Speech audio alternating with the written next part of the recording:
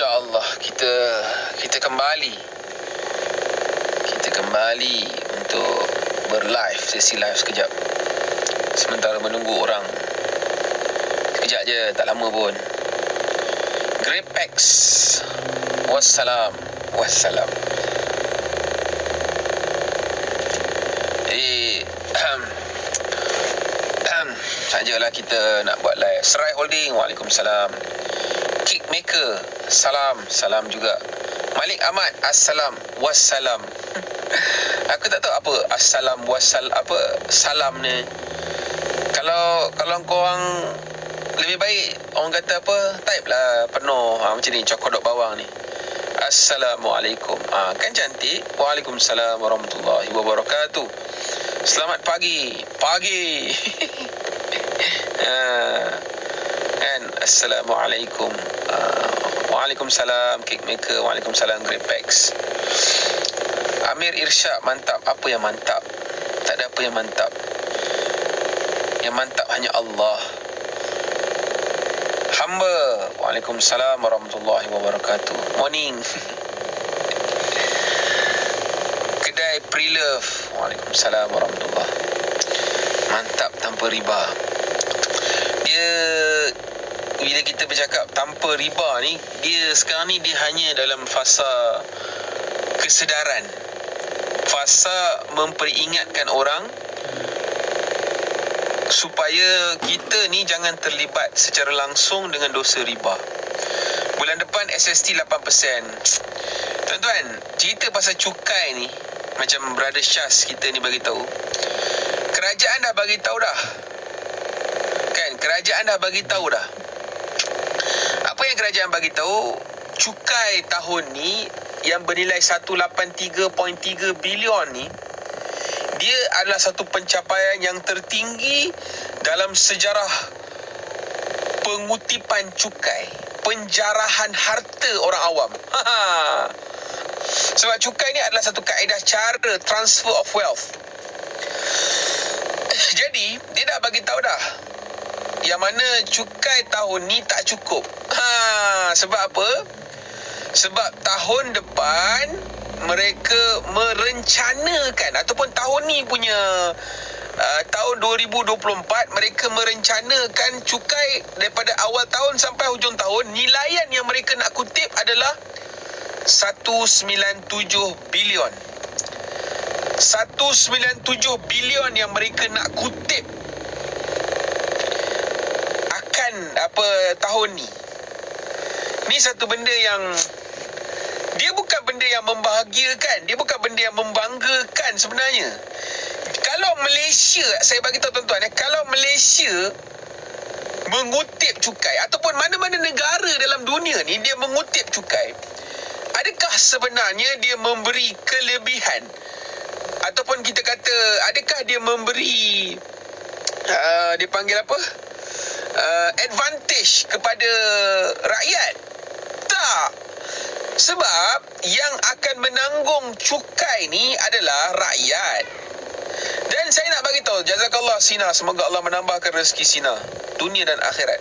Dan saya nak bagi tahu dengan tuan-tuan dan puan, cukai yang kebanyakan kita kutip ni, yang kebanyakan dikutip oleh negara ni, ramai orang dia tak faham cukai ni dikutip untuk apa. Dan saya nak bagi tahu dengan tuan-tuan, dia satu perkataan yang indah, retorik, membantu negara. Membantu, in the sense of membantu, dia satu sudut yang tidak salah pada ayat. Tetapi kita kena faham, kutipan cukai ni digunakan untuk apa? Saya bagi tahu dengan tuan-tuan dan puan-puan, kutipan cukai yang utama digunakan untuk membayar loan riba negara. Kutipan cukai digunakan untuk membayar loan riba negara. Loan riba negara ni, tuan-tuan dan puan-puan, dia adalah satu perkara yang tidak pernah berkurang. Loan riba negara ni sejak awal kemerdekaan tanah Melayu ni, lalu diberikan nama Malaysia, dia tidak pernah berkurangan. digunakan. Maknanya untuk membayar dia, rakyatlah yang kena jadi lembu. Yang kena jadi lembu. Tuan-tuan tahu tak? Rakyat dijadikan lembu untuk diperah membayar cukai kepada hutang negara ni. Dan satu perkara yang saya nak kita detailkan lagi, hampa tahu tak, hutang negara ni kita buat pinjaman kepada siapa? Hutang negara ni kita buat pinjaman melalui sukuk dan bond. Sukuk dan bond ni kebanyakannya siapa yang beli? Kebanyakan siapa yang beli? Dan bila kerajaan membuat loan-loan ni, dia menghasilkan duit-duit baru dalam pasaran. Duit-duit baru dalam pasaran ni, siapa yang ada kebolehan? Siapa yang ada kebenaran untuk mencipta duit-duit baru? Tidak lain dan tidak bukan, itulah bank. Ini yang kebanyakan orang dia tak faham. Ini yang kebanyakan orang dia tak faham. Korang marah dengan aku. Korang marah dengan aku buat apa?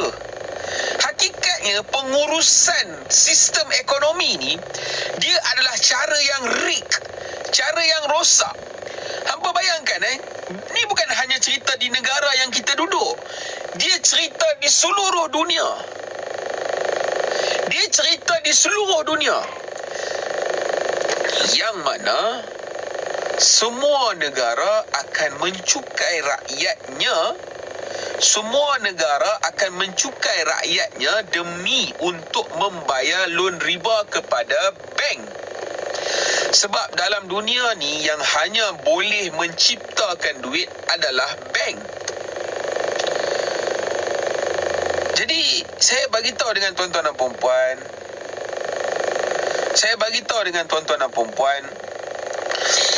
ekonomi dahsyat ni, dia adalah satu penipuan yang memang dia jelas. Kita ni Allah Ta'ala, bukanlah kata kita pandai, kita reti tak, tapi tirai tu bila disingkapkan, dia tak boleh tutup dah. Jadi aku cuba untuk menerangkan kepada masyarakat. Sebab banyak ulama', banyak orang-orang alim, banyak pakar-pakar, cendekiawan, bijak pandai yang bercerita tentang perkara ni. Tetapi masalahnya, bila mereka ni dengan adab sopan, dengan cara cakap yang sangat baik, dengan orang kata apa, dengan dengan ilmiahnya, mereka bercakap ni orang tak pot. Sebab orang tak pot, itulah yang menyebabkan dahirnya orang macam aku ni, yang akan bercakap dengan sehabis daya bahasa, walaupun bahasa tu tidak disenangi, tetapi sekurang-kurangnya poin tu sampai. Jadi inilah yang akan membuatkan orang-orang yang at least poin tu sampai, dia akan cuba cari balik, apa yang Izzuhari Haris ni cuba cakap betul ke Izzuhari Haris ni? Jadi korang akan mula mengkaji lah. Jangan biarkan diri kita ni terus diperbodohkan. Saya bagi tahu dengan tuan-tuan, jangan biarkan diri kita ni terus diperbodohkan. Rugi tuan-tuan, rugi. Korang just boleh simply, bagi tahu, merapu. Sekarang ni aku bagi tahu korang, ada tak orang yang bijak pandai yang ada yang boleh naik dan betulkan apa yang aku cakap tentang cukai yang dibuat. Dan saya bagi tahu dengan tuan-tuan dan puan-puan, cukai ni adalah suatu kezaliman. Dalam Islam, ada orang kata jizyah tu bukan cukai ke? Saya kata ya, memang betul. Tetapi jizyah hanya kepada orang kafir. Jizyah dia tidak dikenakan kepada orang Islam. Orang Islam kita bayar zakat. Tapi masalah kita dalam ekonomi riba ni, zakat pun kena zakat, cukai pun kita kena cukai. Dan yang lebih kejam dan lebih membodohkan kebanyakan orang hari ini adalah hanya orang-orang miskin sahaja yang dikenakan cukai. Orang-orang kaya, dia tidak dikenakan cukai. Kalau apa kata, orang-orang kaya tak kena cukai. Tak, orang kaya kena. Orang kaya yang tak cukup kaya, maknanya hang kategori miskin, hang tetap kena cukai. Sebab orang kaya yang sangat-sangat kaya ni, mereka ada pelbagai cara dan kaedah untuk tidak perlu membayar cukai. Bahkan Depa ada satu tempat yang dinamakan, dia dipanggil apa? Tax heaven. Pernah dengar tax heaven? Satu tempat syurga lah konon-kononnya. Istilah dia guna heaven kan, perkataan heaven.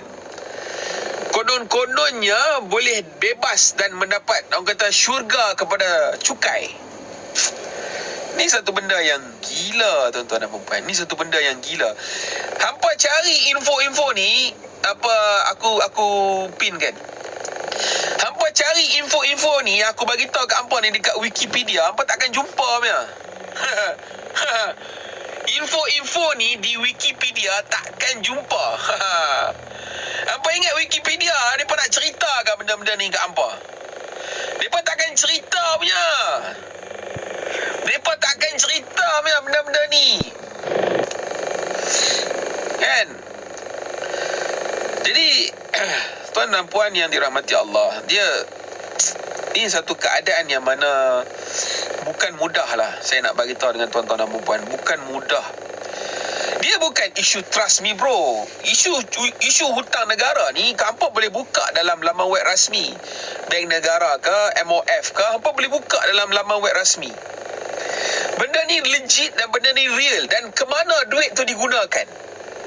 Hampa tahu tak, cara kadang-kadang bila kerajaan tak cukup duit nak bayar hutang negara ni, mereka akan meminjam untuk membayar hutang. Aku pun kadang-kadang pelik. Dia macam ada bahagian yang digunakan untuk membayar dipanggil apa, principal, ada bahagian yang digunakan untuk membayar interest. Tetapi hakikatnya dia macam berada ni, Tiwakal. Tiwakal ni, dia ni adalah satu contoh orang yang ignorance.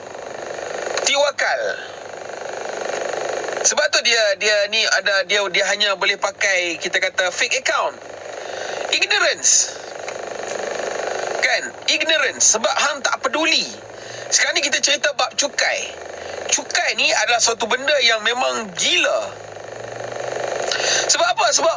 Sebab benda ni dia menindas. Bank Islam guna kaedah sales. Ni bab Bank Islam nanti aku akan masuk lah kalau aku sempat masuk. Tetapi saya nak bagi tahu dengan tuan-tuan dan puan-puan, kita tak boleh redha dengan sistem kekejaman, kezaliman. Dan ada orang bagi tahu, orang-orang kaya kena cukai, orang miskin tak kena cukai. Ni, apa jangan ingat cukai tu hanya melalui cukai pendapatan saja. Ini yang salah. Ini yang salahnya kepada sebahagian orang-orang kafir. Orang-orang Cina kafir ni yang kebanyakan mereka duk kata kepada orang Islam, orang Melayu ni, kita bukan nak menimbulkan apa-apa yang dikatakan provokasi, tetapi nak betulkan salah faham. Mereka kata orang Melayu tak banyak cukai. Hampa jangan salah faham. Hampa jangan tunjukkan diri hampa ni tak bijak dan orang kata apa, tak membaca dan tak ambil tahu. Contoh macam berada tadi, dia kata apa? Ada aku kisah. Sebab hampa ignorance. Yang paling banyak membayar cukai dalam negara ni adalah orang Melayu, orang Islam. Sebab apa? Sebab cukai tidak hanya dikutip melalui cukai pendapatan. Segala barang-barang yang kita beli, segala barang-barang yang kita beli di kedai, segala perkhidmatan yang kita gunakan, yang apa kata dikenakan oleh kedai-kedai perkhidmatan, semua tu ada cukai. Jadi kita beli barang saja, kita dah start membayar cukai. Kita beli barang saja, kita bayar cukai. Ini bukan soal benci. Kita tak benci. Kita nak betulkan kesalahfahaman. Kalau benci, aku dah bawa dah supaya benci. Aku cuma nak bagi tahu kepada orang-orang kafir, yang hampa ni kafir dan hampa jangan menipu orang. Hampa tu jangan bawa kepada kebencian. Kita kena betulkan apa kesalahfahaman yang ada lah ni sekarang ni.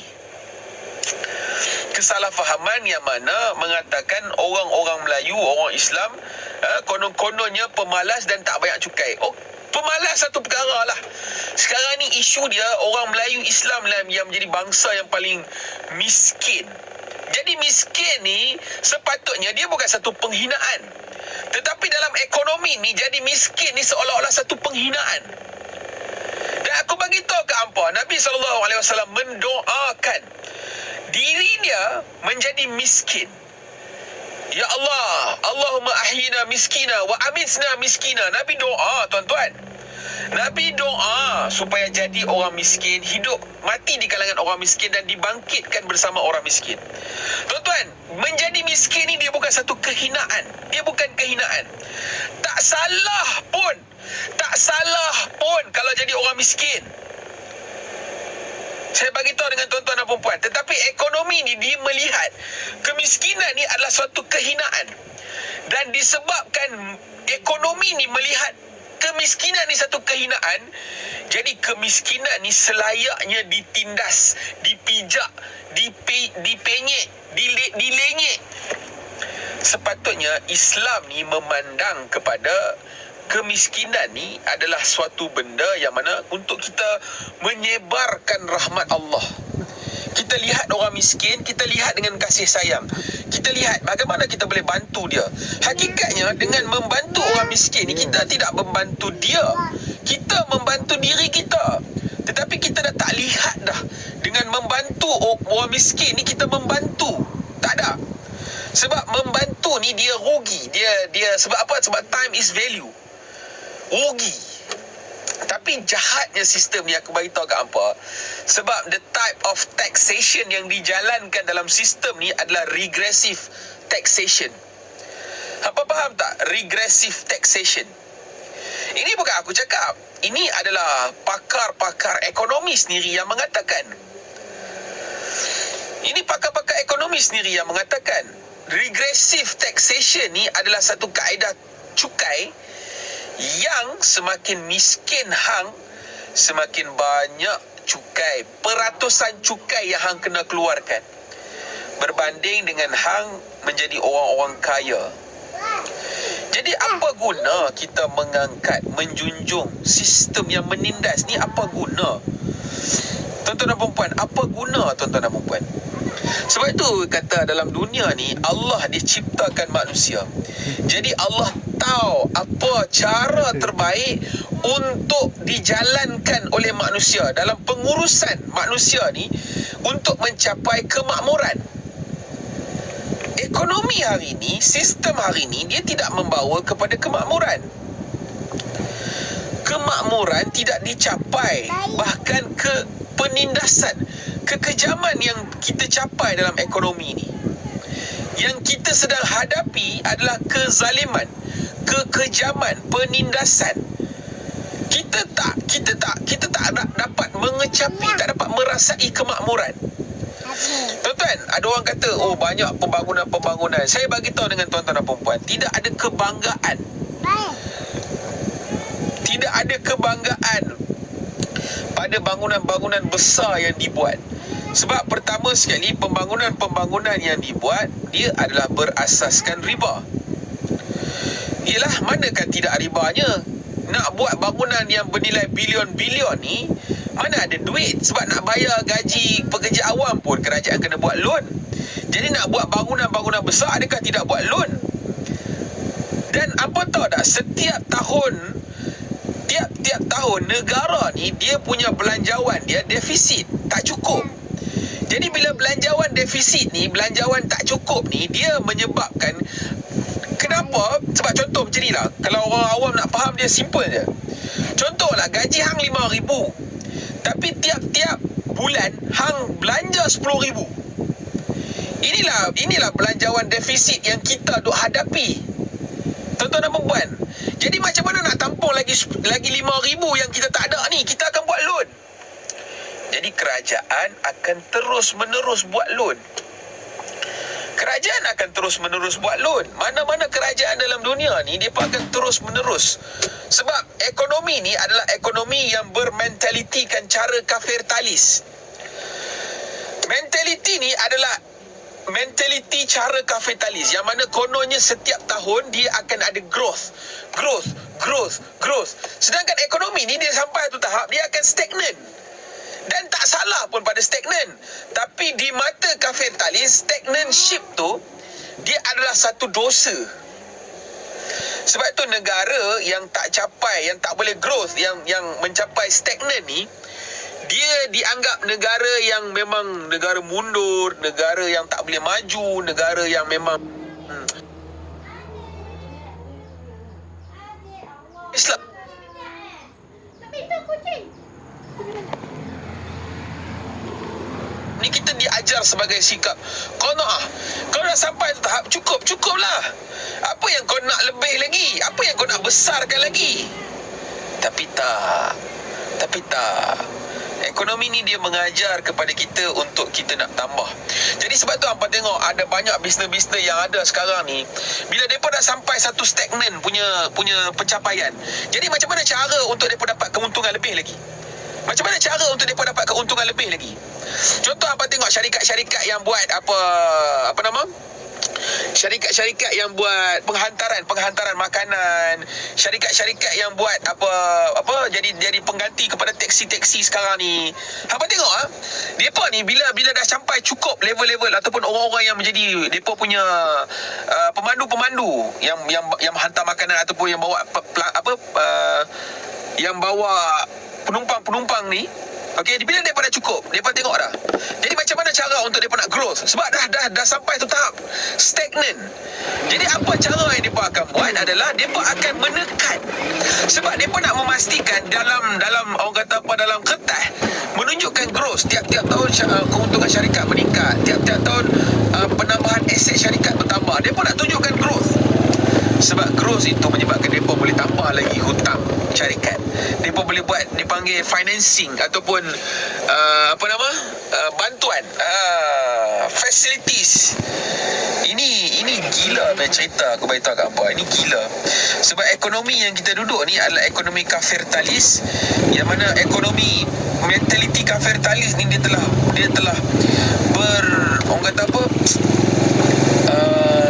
bercambah biak,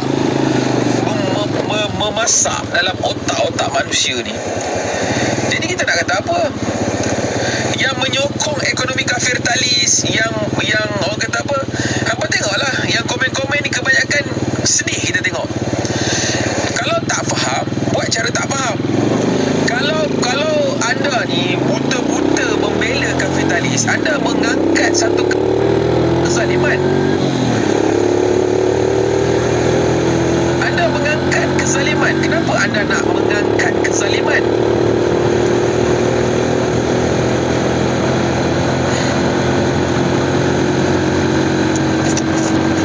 Inilah keadaan dia, tuan-tuan.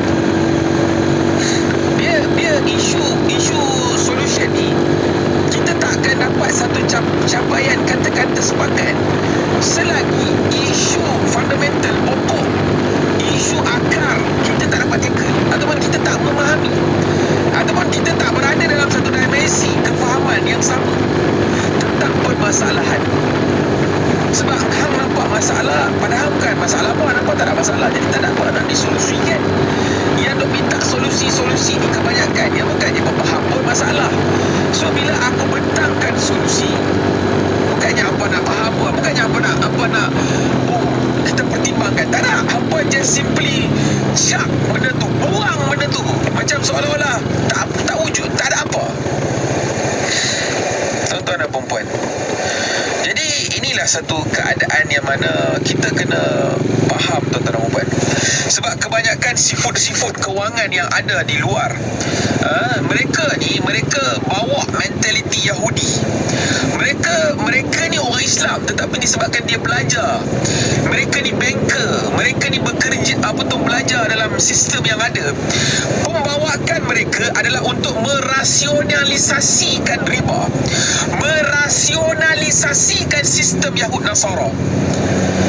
Jadi minta maaf lah, saya memang bukan orang yang akan merasionalisasikan. There are no such thing untuk merasionalkan sistem yang dahsyat dalam melakukan penindasan kepada manusia. Gila, tuan-tuan dan puan. Ini satu benda yang gila, dan saya nak ajak kepada tuan-tuan untuk kita buka minda kita. Kita buka minda kita. Okey? Jadi orang tak faham cukai. Saya kadang-kadang saya pelik tengok orang-orang yang mentidak apakan cukai ni. Kenapa? Apa Hangpa sakit tau tak? Aku beritahu kat hangpa ni sakit. Kita ni sakit tuan-tuan. Kita ni sakit. Kita duk kena cukai, kita ni sakit. Aku duk bagi tahu punca masalahnya adalah ekonomi riba. Macam doktor kan. Doktor, orang pergi kat doktor, doktor saya ni sakit doktor. Saya ni patah kaki doktor, kaki kiri saya patah. Lepas tu dah lah patah, lepas tu ada besi tercucuk pula dekat dalam kaki tu. Lepas tu doktor dah tengok kaki kanan. Yang kena cucuk kaki kiri, doktor dah tengok kaki kanan. Mana kaki sakit? Oh, kaki ni kan sakit. Oh, tak apa, kesian, tak apa. Lepas tu doktor balut pula kaki yang sebelah yang tak nak kena mengena. Macam tu juga problem kita lah ni, ekonomi riba dia tidak di-tackle. Sepatutnya ekonomi riba ni sepatutnya di-tackle, diselesaikan dahulu.